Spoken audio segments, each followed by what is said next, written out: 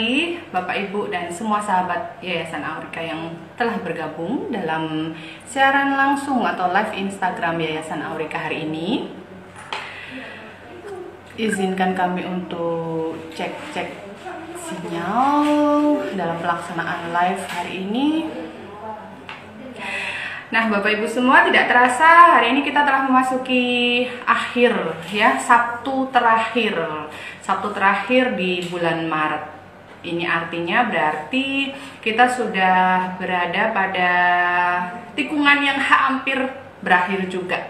Minggu depan masih ada live Instagram bersama Yayasan Aurika, tentunya dengan topik-topik yang tidak kalah menarik. Nah, hari ini kita akan ngobrol seru banget, ngobrol asik bersama Bunda Iva. Nah, ini Bunda Iva telah bergabung.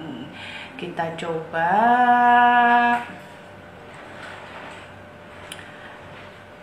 dengan kita, sehingga obrolan kita hari ini akan sangat seru sekali. Ya. Halo, selamat pagi Bu Iva. Apakah suara saya terdengar jelas? Jelas sekali Bu Eli, selamat pagi semuanya. Oke, selamat datang Bu Iva. Wah, kayaknya kita udah lama banget gak ketemu ya. Berapa tahun ya Bu Iva kita gak bertemu? Sepertinya kita tidak bertemu selama 7 purnama ya Bu Eli ya. Katanya oke, Bapak Ibu semua. Ini dia sudah hadir narasumber kita hari ini, Bu Iva, sebagai salah satu praktisi EVT di Yayasan Aurika.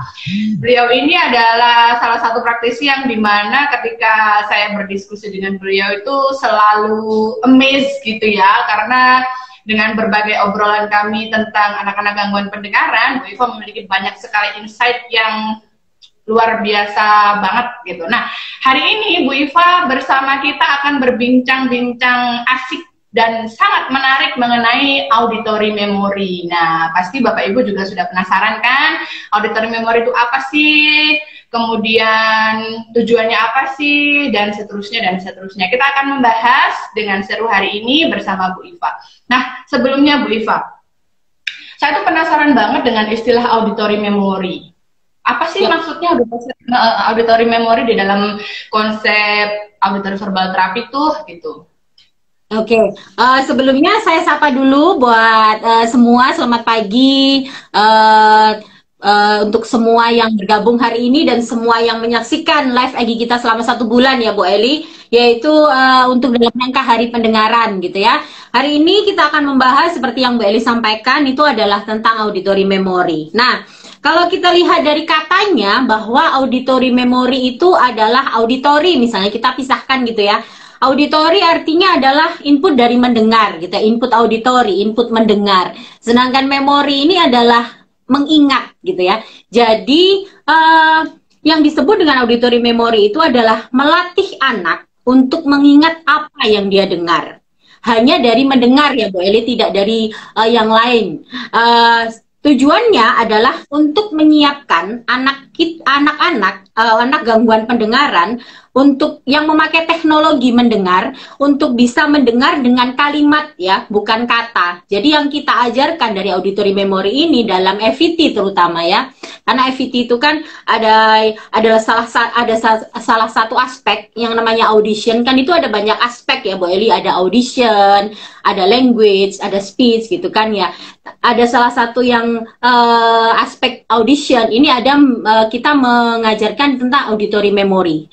Nah, auditory memory ini tujuannya yang kita ajarkan adalah untuk menyiapkan anak supaya anak mampu mendengar dengan kalimat, bukan hanya kata. Begitu Bu Eli. Wow, mendengar kalimat bukan hanya kata. Ini menarik banget Bu Iva. Berarti maksudnya itu kita nggak boleh ngomong satu kata begitukah atau bagaimana ya Bu Iva ya? Ya, jadi kalau untuk yang dimaksud dengan mendengar kalimat ini adalah saat kita membahasakan atau saat kita mengajarkan, terutama kita harus menggunakan kalimat ya, bukan kata. Misalnya paling gampang, kita mengajarkan kata sehari-hari, misalnya kayak kita mengajarkan kata makan. Kita tidak boleh hanya ngomong makan, makan, makan gitu. Tapi kita memakai kalimat atau frase kalimat pendek ya. Untuk anak yang baru awal mendengar, kita bisa pakai dengan kalimat yang pendek, tidak perlu panjang dulu. Makan, ayo makan, enak gitu kan ya. Nah itu nanti kita bahas karena ada auditory memory itu kan ada beberapa ya. Nanti akan kita bahas lagi. Jadi memang untuk auditory memory ini tujuannya memang untuk menyiapkan anak supaya mampu mendengar dengan kalimat. Begitu Bu Eli. Seru banget nih kayaknya, nggak sabar banget ini untuk membahas lebih banyak dengan Bu Iva ya pastinya. Nah, oh iya Bu Iva, kira-kira kalau untuk auditory memory sendiri itu menurut Bu Iva ada nggak sih tahapannya gitu? Maksud kami adalah tadi kan Bu Iva menyampaikan bahwa ini melatih anak buat mendengar panjang, tidak hanya kata tapi juga kalimat gitu. Nah, ada nggak tahapan-tahapan yang kami harus tahu atau kami perlu tahu sehingga ketika melatih auditory memory itu lebih sesuai gitu dengan konsep EVT itu sendiri? Mungkin ada tahapannya gitu Bu. Oke. Jadi tahapan-tahapan, pertanyaannya bagus sekali nih ya. Jadi tahapan-tahapan sebelum anak mampu mendengar panjang itu yang pasti kita mulai dulu dari mendengar dengan kalimat yang pendek gitu ya, pendek dulu. Dan, tapi meskipun pendek itu yang harus digarisbawahi ya Bu Elia, bahwa meskipun pada saat kita mengajarkan dari kata yang pendek dulu, kita tidak boleh ngomongnya juga hanya satu kata, tapi kita ngomongnya juga harus lebih banyak kalimat gitu ya, nggak boleh hanya sekedar yang saya contohkan tadi. Kalau kita ngajarin mobil misalnya, mobil aja di mobil, ini mobil gitu. Nah, tidak boleh. Jadi yang harus diomongkan adalah yang harus dibahasakan adalah saat kita bicara itu bentuknya dalam kalimat. Tapi kalau untuk tahapan dalam auditory memory itu memang kita ajarkan dulu dari kalimat yang pendek, setelah itu kita ajarkan ke kalimat yang lebih panjang dan lebih panjang lagi gitu. Mulai dari satu kata, dua kata, tiga kata sampai seterusnya. Gitu Bu Eli. Oh, berarti catatan untuk kami adalah walaupun kita targetnya adalah mendengar panjang, nggak boleh tiba-tiba langsung panjang gitu ya Bu Iva. Apakah misalkan ada dampak yang bisa kita peroleh nanti kalau misalkan tiba-tiba langsung panjang gitu? Sebenarnya kalau untuk langsung panjang tidak begitu, dampaknya pasti anak bingung dulu ya, karena kan tahapannya itu harus dimulai dulu dari kata yang pendek. Dan pasti kita harus tahu dulu apa yang kita ajarkan itu. Dan seperti yang dalam strategi EVT, kata yang kita ajarkan itu kan kita harus ulang-ulang. Cuman kita harus pakai kalimat. Nah kadang-kadang orang tua, gimana ya Bu Iva, kok pakai kalimat itu seperti apa gitu. Saya misalnya ngajarin mobil, cuman mobil aja gitu. Tapi bukan berarti kita seperti yang Bu Eli sampaikan tadi, mobil, ini mobil. Misalnya kita pakai kalimat yang panjang. Mobilnya besar, warnanya merah, dan kata mobil tidak diulang-ulang misalnya. Padahal kalau untuk anak yang baru saja mendengar, itu kalimatnya kalau terlalu panjang, anak kan juga belum fokus dalam mendengar ya. Jadi kita pakai kata dulu yang lebih pendek. Mobilnya besar, mobilnya merah, ada jeda, ini mobil gitu. Begitu Bu Eli. Oke, keren banget. Berarti itu catatan bagi kami juga ya Bu Iva, bahwa kalau misalkan bicara dengan anak tetap harus dalam bentuk kalimat, hanya saja tidak boleh satu kata, melainkan benar-benar berbentuk kalimat. Walaupun kalimat itu nggak boleh langsung panjang, bertahap dulu. Misalkan kata Bu Iva tadi, misalkan mobil, oh mobilnya merah, seperti itu. Oh mobilnya jalan, itu seperti itu. Ya, benar. Oke.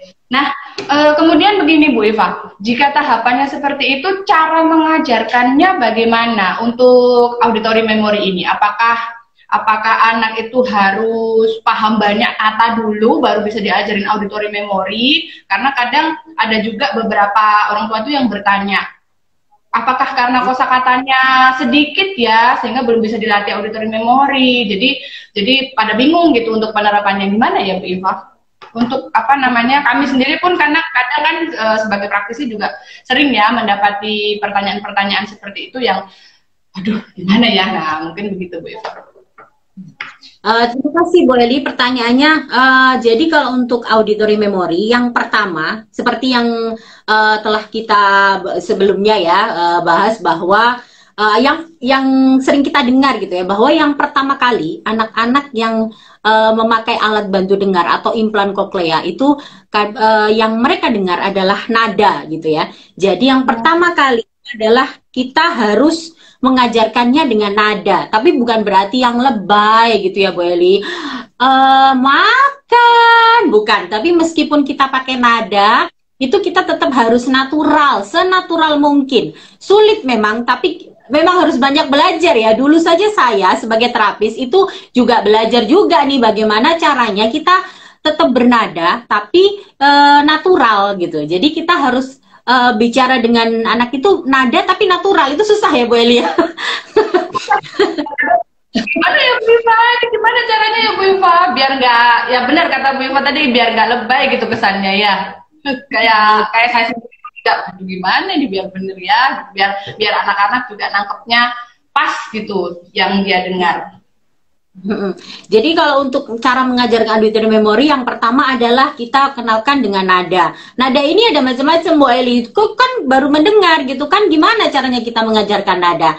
Anak-anak harus diajarkan dulu nada panjang, nada pendek, nada cepat, nada lambat gitu Bu Eli. Jadi nada dulu. Setelah nada baru kita masuk ke kata bantu. Nah ini pasti Bapak dan Ibu semua nih pasti sudah kenal nih, kalau yang terapi-terapi gitu ya Bu Eli, yang habilitasi FET pasti tahu nih dengan kata-kata bantu, atau lebih terkenalnya itu soundboard biasanya Bu Eli. Nah pada kata bantu ini soundboard pasti paham ya, kalau untuk A itu apa misalnya, kata bantunya apa. Kalau untuk pesawat, lupa saya, maaf. Kalau untuk pesawat kata bantunya apa?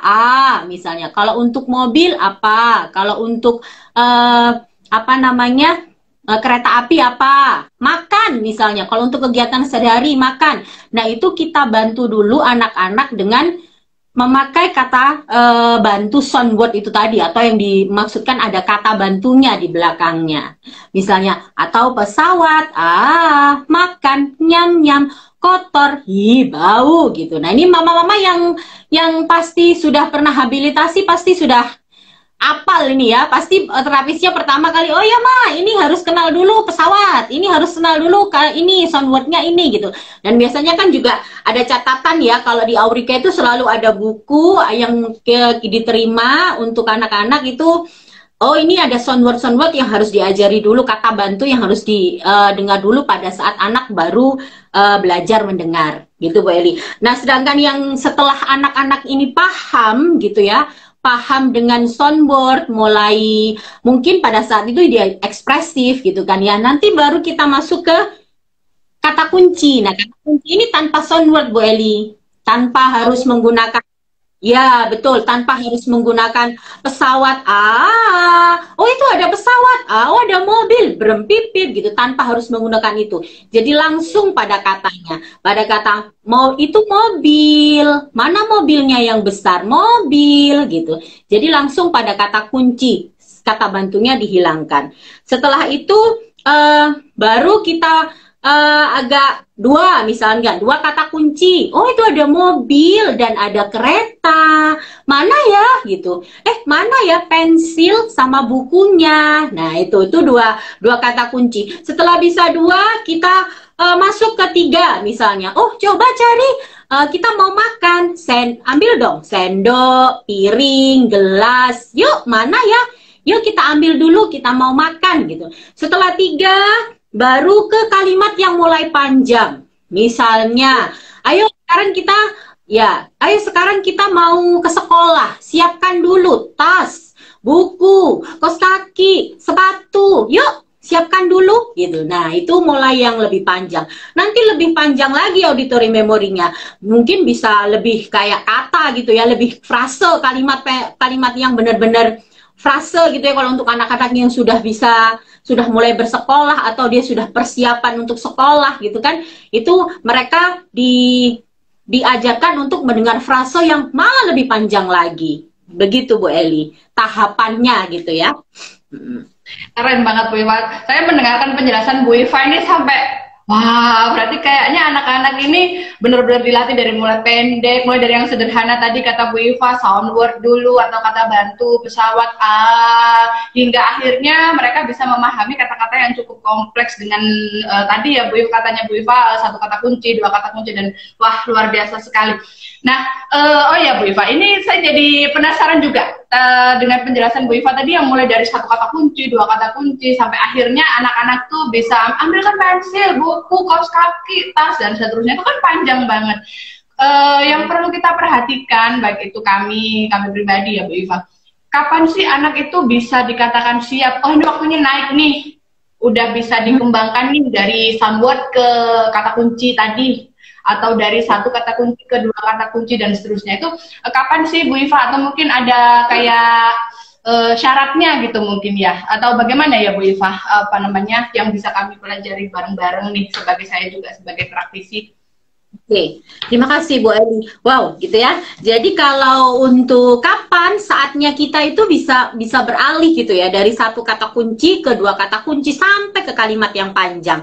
Nah, yang pertama syaratnya pasti kembali lagi kosakata. Ini yang selalu kita kita dengungkan ya, kita ke orang tua itu kadang kita ma ayo kosakatanya dihitung, ma kosakatanya berapa gitu. Karena itu tadi auditory memory itu kan menyiapkan anak untuk mendengar panjang gitu kan. Bagaimana caranya dia mendengar panjang dengan kalimat kalau kosakatanya itu sedikit Bu Eli. Jadi kosakatanya itu harus banyak dulu gitu. Tapi bukan berarti butuh berapa ya? Ya sebenarnya memang harus banyak. Tapi untuk dari satu kata kunci ke dua kata kunci itu pasti akan di-list-kan sama terapisnya. Nah oke, ketika dia sudah siap dengan kosakata segini misalkan, oh berarti dia sudah bisa beralih nih Bu ke satu kata kunci, oh dia bisa naik nih Bu ke dua kata kunci gitu kan ya.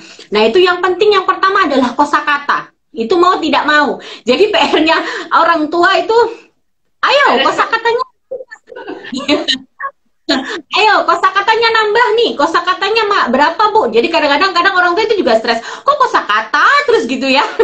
Tapi memang itu, karena itu adalah modal anak ya untuk bisa berkomunikasi. Jadi yang pertama, kosakatanya juga harus banyak gitu ya.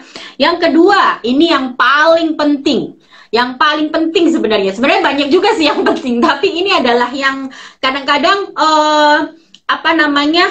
kadang-kadang kita juga agak-agak sedikit agak sedikit miss gitu ya, bahwa yang paling penting adalah anak belajar untuk fokus mendengar. Itu yang paling penting.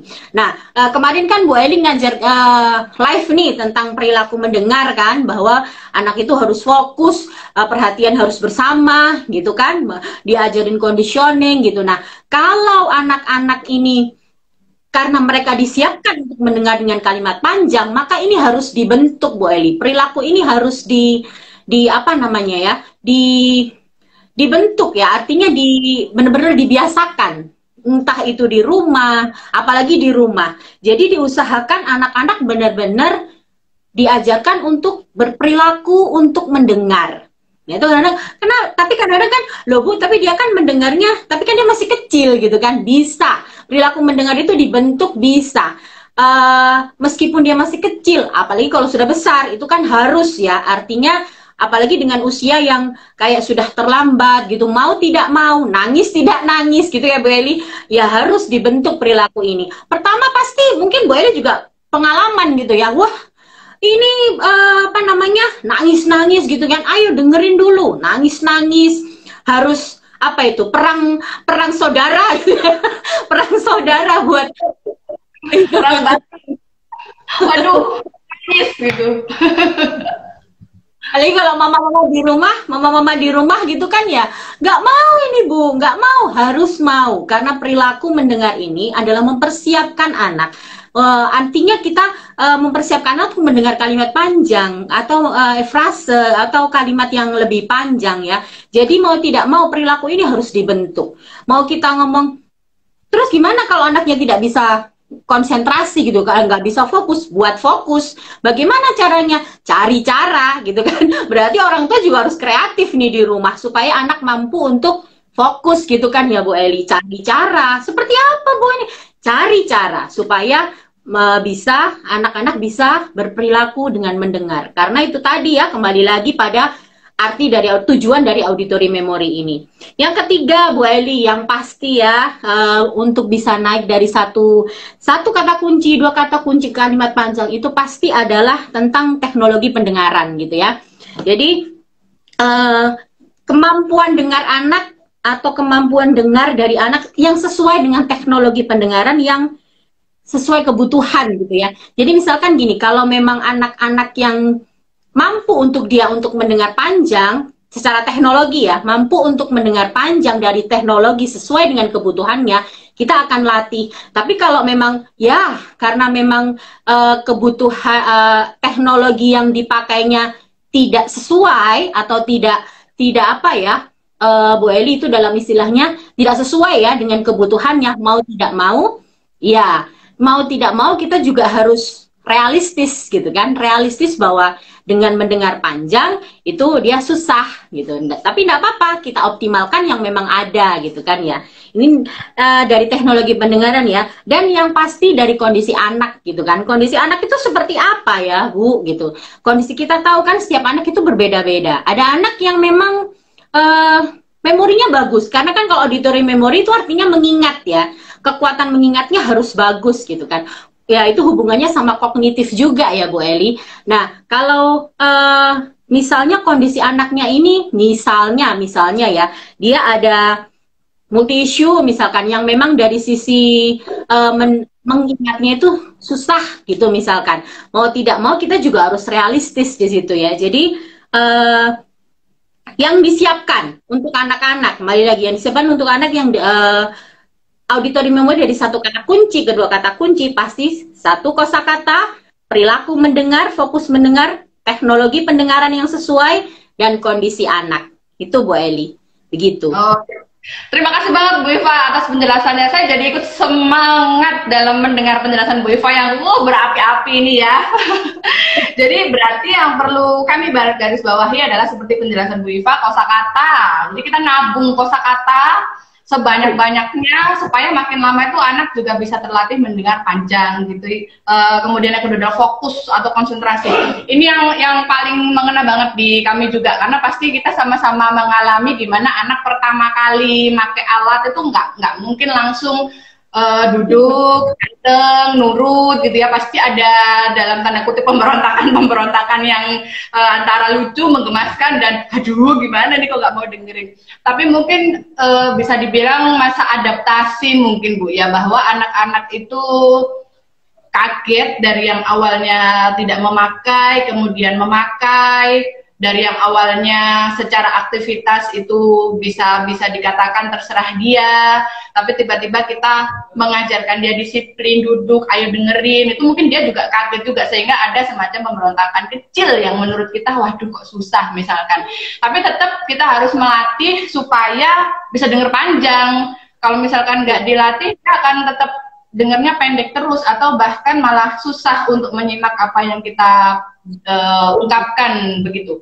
Oke, siap Bu Iva. Terima kasih sekali untuk saran-saran yang luar biasa ini, luar biasa. Nah, yang kelima begini Bu Iva.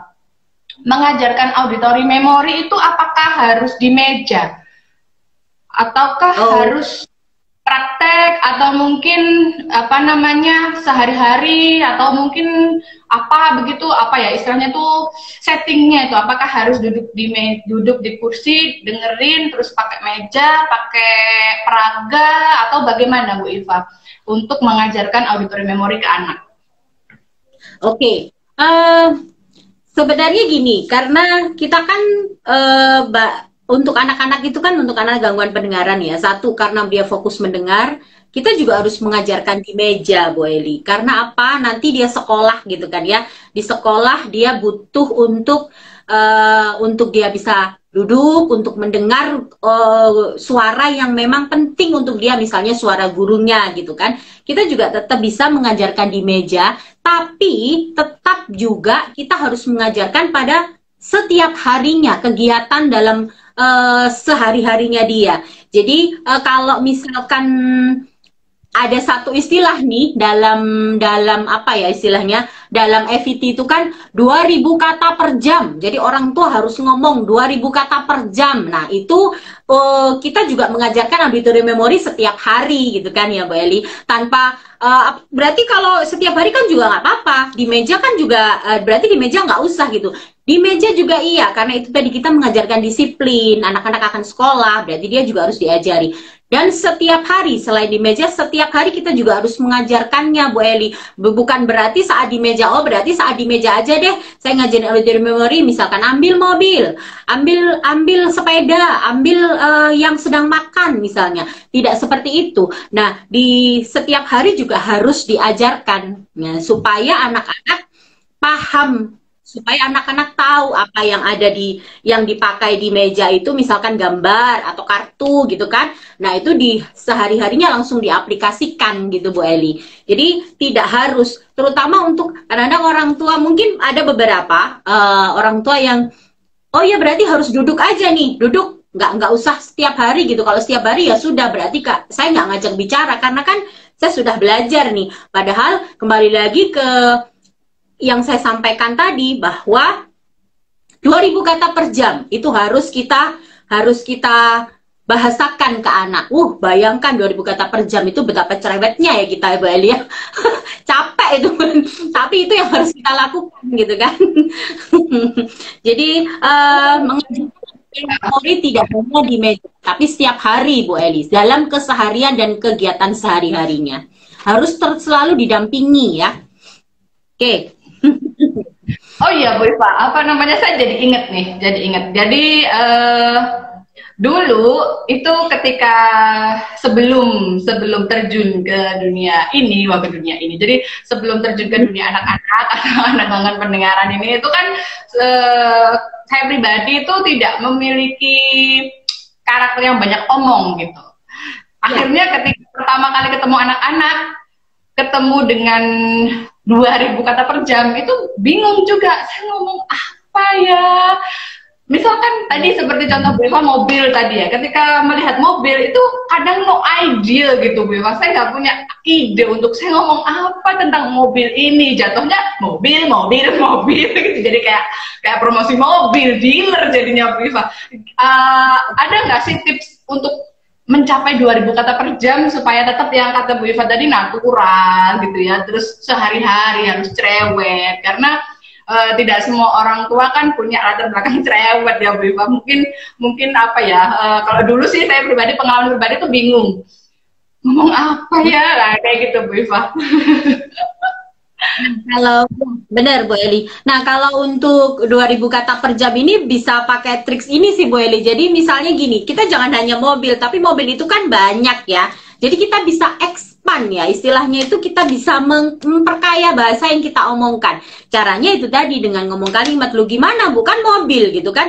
Ya pasti mobil yang akan jadi akan jadi target kita, tapi kita harus ngomongnya itu tadi. Kita bisa pakai warna, kita bisa memasukkan warna, kita bisa memasukkan ukuran, kita mungkin bisa memasukkan ini ya, halus kasar gitu kan, atau kita bisa memasukkan apa. Ini misalnya ini mobilnya merah, mobilnya besar, mobilnya halus, ini coba dipegang. Nah, itu bisa kita masukkan semua. Tapi memang itu perlu belajar kok Bu Eli.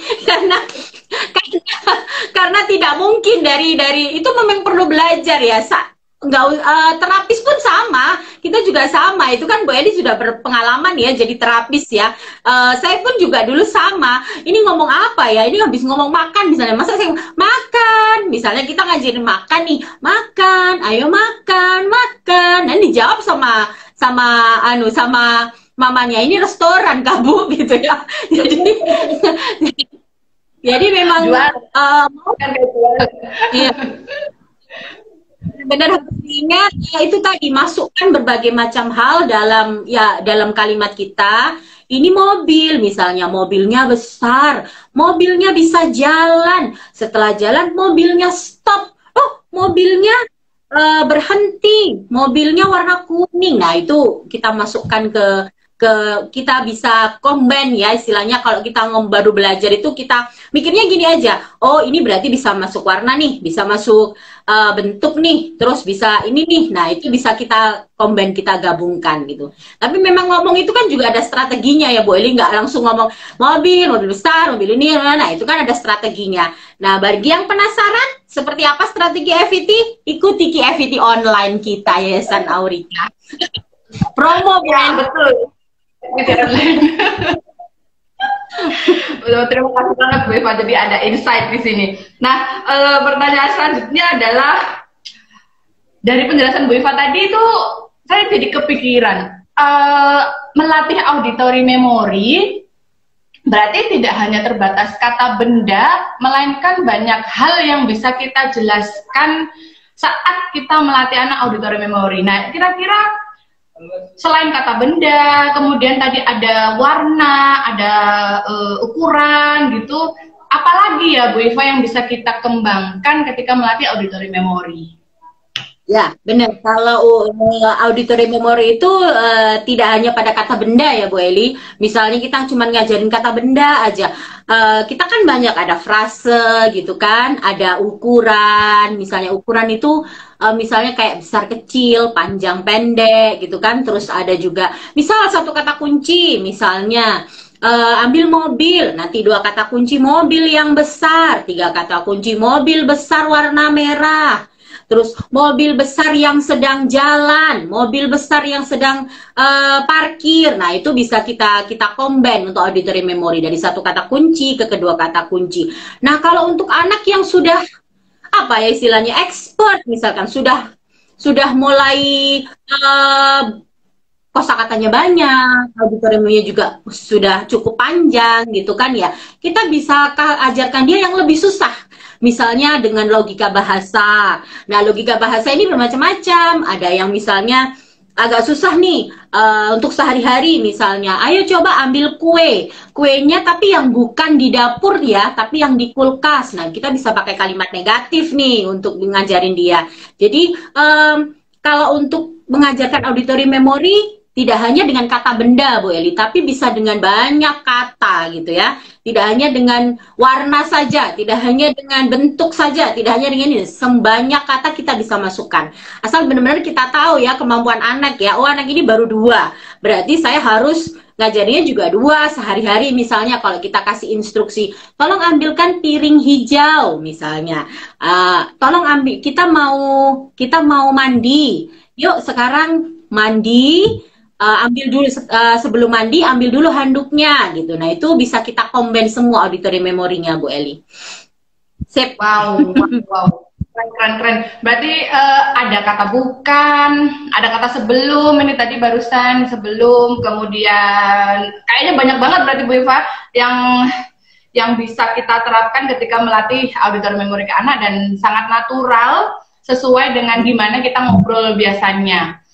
Nah, selanjutnya ketika kita menangani anak-anak gangguan pendengaran, tadi dalam penjelasan pertama ada tahapan yang perlu kita lalui, mulai dari sound word hingga anak bisa 4 kata kunci, mulai dari kata benda hingga kata-kata yang lain termasuk logika bahasa, mulai dari melatih duduk di meja hingga mempraktekkan anak ke sehari-hari. Berarti auditory memory ini sangat luas sebenarnya Bu Eva ya. Jadi tidak hanya ambil mobil, ambil bola.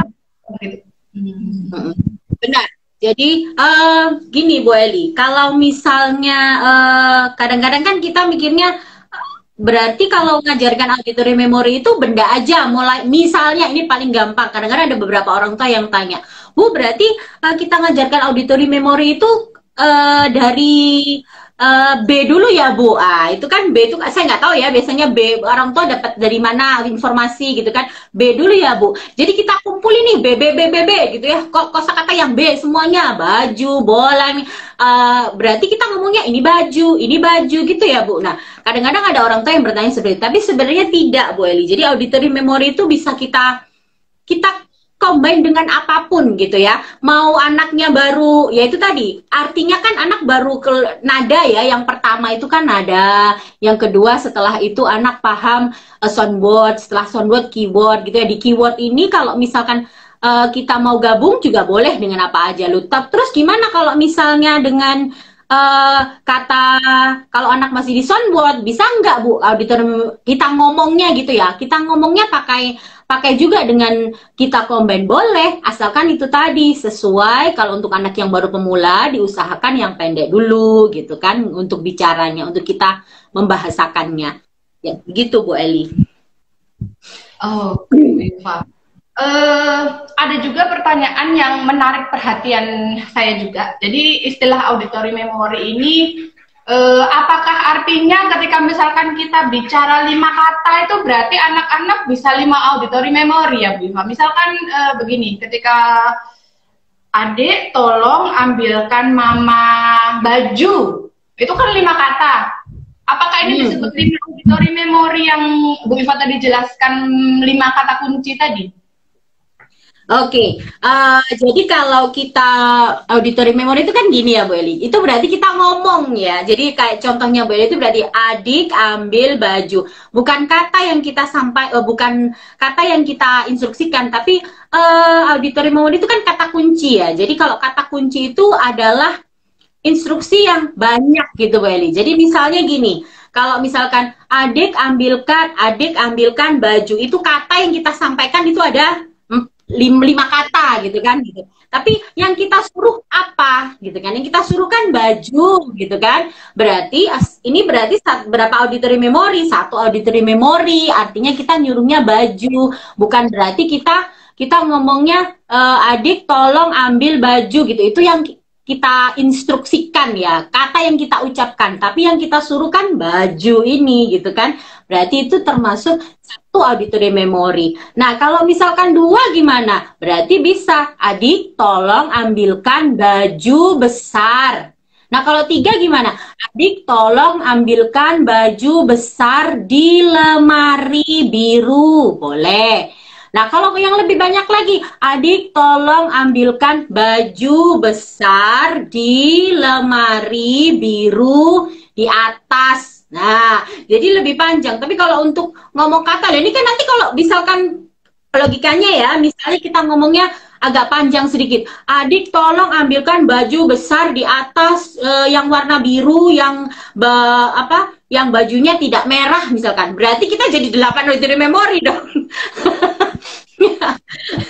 Jadi yang kita instruksikan saja, poin yang ingin kita instruksikan itu yang kita pakai untuk jadi acuan auditory memory gitu Bu Eli. Berarti kata kunci tadi intinya ya Bu Iva ya, yang perlu kami garis bawahi ke instruksi. Berarti bukan jumlah kata, melainkan kita mau nyuruh apa sih? Ngambil baju, oh berarti 1 auditory memory, oh begitu, oke siap.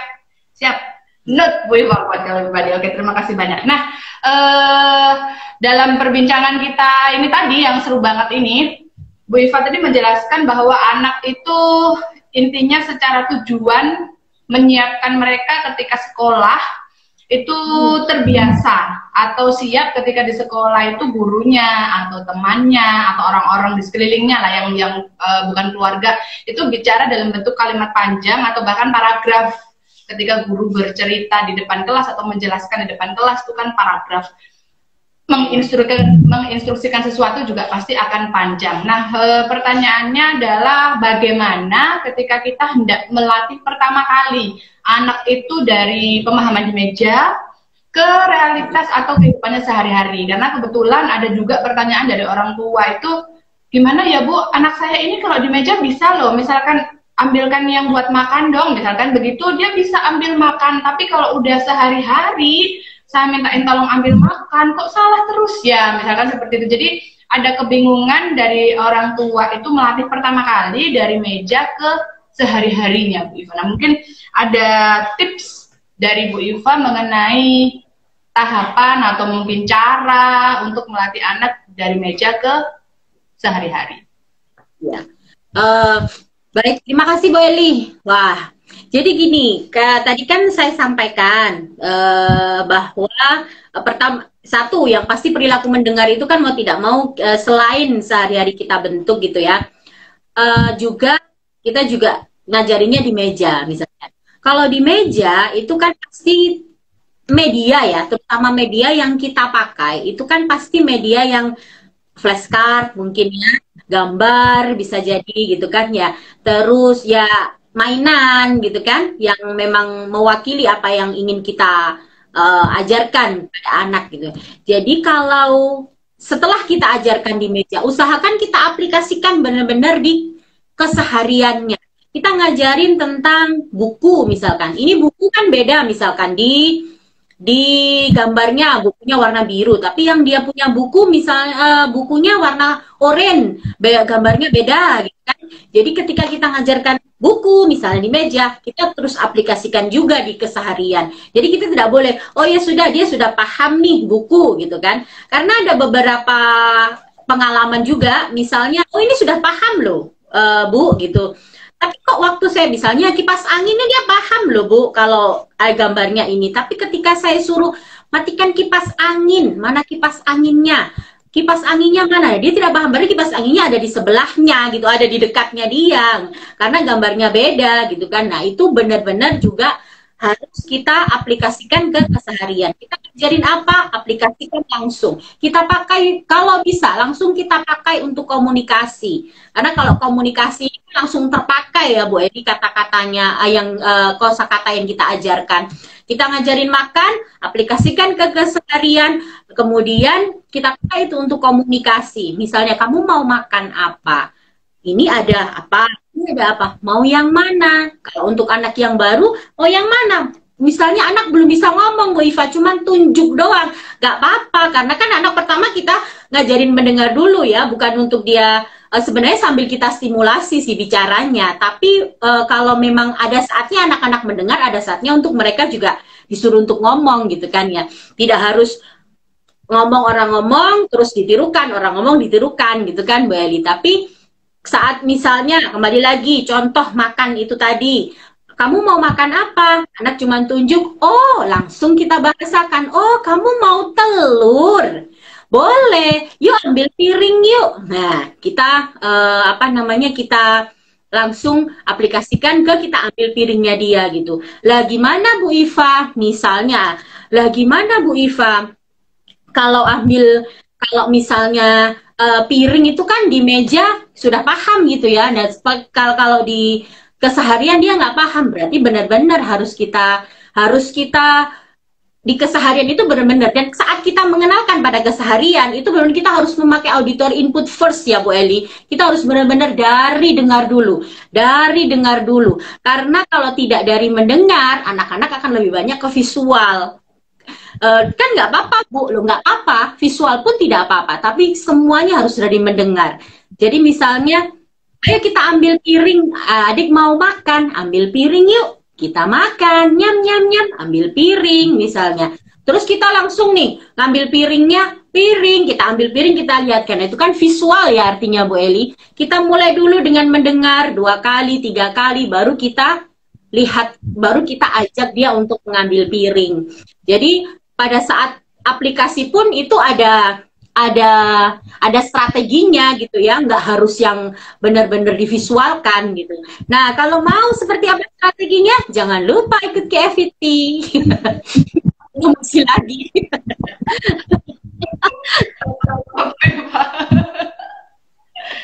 Iklannya kuat Bu. Ya betul, iklannya itu.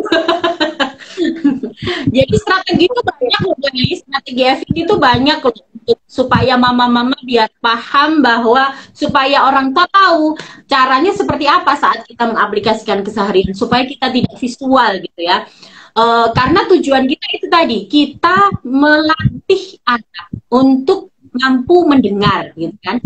Jadi susah Bu, harus belajar orang tua. Gimana caranya Bu? Seperti apa? Cari ilmunya gitu kan. Loh, terus kalau misalnya ini saya nggak bisa ikut komunitas yang memang dari awal tujuan orang tua itu apa? Kalau misalnya orang tua sudah memutuskan untuk mengambil memutuskan untuk komunikasinya secara mendengar, bisa ikut komunitas, bisa ikut mungkin webinar, bisa ikut kursus gitu ya. Jadi orang tua juga harus di sini juga Jangan hanya oh ya ikut FET misalnya habisnya ngomong gini gitu kan, ya tidak harus seperti itu juga. Jadi orang tua juga harus belajar Bu Eli, orang tua juga harus cari ilmu ya, karena ini kan baru, beda dengan apa misalnya, nah itu kan sudah ada tutorial nih di YouTube misalnya kita bisa bikin gitu kan. Tapi orang tua harus benar-benar juga akan mencari ilmunya, mencari informasi, ikut ke kursus-kursus. Makanya kenapa selalu saya bilang tadi KFT gitu. Itu kan itu ada tanya ya, itu yang harus dilakukan orang tua karena baru ya, buat orang tua baru FET itu apa, terus cara dari auditory memory gimana, kosakatanya gimana, kalau sehari-hari gimana gitu kan. Nah itu orang tua benar-benar harus belajar mencari ilmu, tanya, dan ya belajar. Oke, Bu Iva. Wah, seru banget obrolan kita pagi ini bersama Bu Iva. Berarti untuk kesimpulan akhirnya berarti tadi bisa dikatakan begini ya Bu Iva. Yang pertama, kosakata itu harus dikumpulin dulu nih, nabung kosakata. Kemudian yang kedua, perilaku mendengar. Kemudian yang ketiga adalah teknologi pendengaran yang sesuai dengan kebutuhan anak. Yang keempat yang harus kita perhatikan adalah kemungkinan adanya gangguan penyerta. Jadi hal-hal ini yang dari penjelasan Bu Iva sebelumnya bisa ditarik kesimpulan bahwa ini loh yang menjadi catatan bagi kita ketika hendak melatihkan anak auditory memory, kemudian menaikkan dari kemampuan satu auditory memory hingga lebih panjang, seperti contoh yang Bu Iva berikan tadi.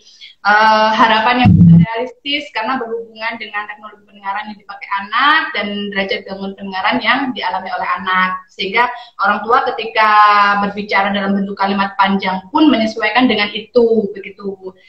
Kemudian selanjutnya adalah kita harus mencari cara ketika anak itu tidak fokus, kita harus mencari cara ketika anak itu tidak mau memperhatikan, sehingga ketika anak itu tidak mau, pada akhirnya mereka pun mau menyimak kita jika cara kita sesuai, misalkan seperti minat anak, apa yang disukai anak, kemudian perangkat yang kita gunakan, itu seperti itu. Oke, keren banget, mantap hari ini Bu Iva. Saya jadi ikut semangat banget mendengarkan penjelasan Bu Iva yang selalu berapi-api. Oke, kalau kita sudah berakhir, mungkin Bu Iva ada closing statement mengenai atau mengenai anak gangguan pendengaran atau apapun itu. Ya, sebenarnya sudah dirangkum ya tadi oleh Bu Eli. Cuman kalau dari saya sebenarnya auditory memory ini luas ya Bu Eli ya pengertiannya. Tidak hanya dari satu kata kunci, dua kata kunci, juga bagaimana caranya kita kita membahasakan kepada anak gitu kan. Gimana yang gampang mungkin di meja karena kita bisa memakai kartu, memakai flashcard, tapi yang akan susah mungkin di kegiatan keseharian itu kan perlu strategi. Nah itu auditory memory ini, ingat baik-baik bahwa auditory memory ini adalah kita mengajarkan, tujuannya adalah untuk anak mampu mendengar kalimat. Jadi ketika kita bicara benar-benar harus dengan kalimat, gitu ya, jangan hanya kata, gitu, jangan hanya kasih begini misalkan baju, bola, pakai kartu begini. Nah, dan kalau memang sudah mampu untuk dia, dan jangan lupa ketika di meja diaplikasikan juga di keseharian. Nah, di keseharian ini harus ada strategi khusus untuk bisa orang tua juga paham bagaimana caranya, gitu ya. Mungkin akan pada waktu lain waktu kita bisa bahas ini ya Bu Eli ya, untuk apa berikutnya, gitu ya. Nah, jangan lupa untuk selalu melatih anak, melatih mereka dengan 2000 kata per jam, seperti yang saya sampaikan tadi. Dan tetap semangat. Itu saja sih buat ini, kalau saya. Terima kasih Bu Iva, terima kasih sekali. Baik Bapak Ibu semua, terima kasih juga yang telah bergabung hari ini. Dan hari ini adalah Sabtu terakhir, tapi bukan live terakhir. Masih ada banyak live Instagram yang akan disajikan oleh Yayasan Aurika. Pekan depan, hari Senin, kita masih akan bertemu lagi dengan topik yang tidak kalah menarik. Dan hingga di akhir Maret, tanggal 31 Maret, kita masih akan bertemu lagi, walaupun secara virtual, tapi topiknya patut untuk kita simak bersama. Nah, Akhirul kalam, terima kasih sekali. Mohon maaf yang sebesar-besarnya atas segala kekurangan. Dan wabillahi taufiq wal hidayah. Semoga sehat selalu. Wassalamualaikum warahmatullahi wabarakatuh. Sampai ketemu lagi. Terima kasih Bu Iva. Terima kasih Bu Eli.